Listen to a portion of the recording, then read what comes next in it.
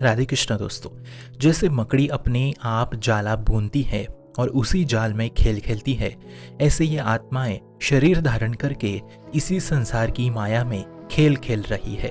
तो ठीक इसी प्रकार हम अपनी कामनाएं करके, इच्छा रख के, चाह रख के हम माया में और ज्यादा फंसते जा रहे हैं।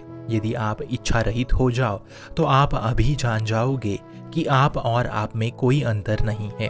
और जब आप और आप में कोई अंतर नहीं होता तभी लीला का रसास्वादन होता है। भगवान की लीला आपके साथ तभी होने लगती है जब आप पूर्णता इच्छा रहित होके आप और आप में अंतर नहीं रखते। किशोरी मातमानम किमिक्ष कुमारी जुगलेह, अर्थात भगवान किसी भी आत्मा को इस माया में नहीं फंसाते। आत्मा खुद को शरीर समझ के वो स्वयं से स्वयं को फंसाती जाती है।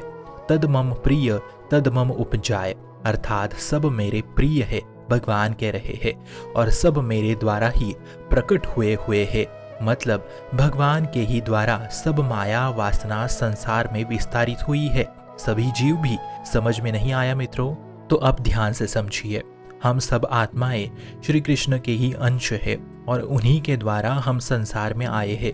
पर जब हम संसार में आ गए तब हम संसार में ही व्यस्त हो गए, और इतने व्यस्त हो गए कि हम भूल ही गए कि हम प्रभु के अंश है और अंत में हमें उनमें ही समाना है।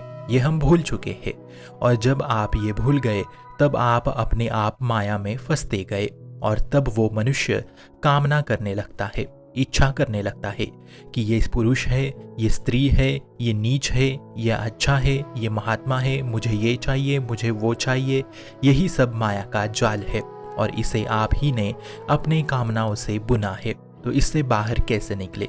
इच्छाओं से रहित होके केवल प्रभु ही हमारे हैं, इसी भाव से सतत रहे, इसी भाव में निरंतर रहे तो हम इससे तुरंत बाहर आ सकते हैं।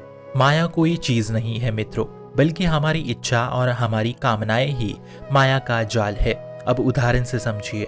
जैसे छोटे बच्चे खिलौने के साथ व्यस्त होते हैं, तब वो खान पान भूल के, अपने माँ बाप को तक भूल के उस खेल में व्यस्त हो जाते हैं। ठीक ऐसे ही बच्चा केवल खेल के चक्कर में माँ तक को भूल जाता है। ऐसे ही हम अपनी कामनाएं और अपनी इच्छाओं के चक्कर में प्रभु को भूल रहे हैं। गिद देह तजी श्री हरि रूपा, अर्थात सब जीव हरि रूप है, पर वो अपने असली स्वरूप को भूल गए हैं। इसलिए ये माया का खेल हमारी गलती से है।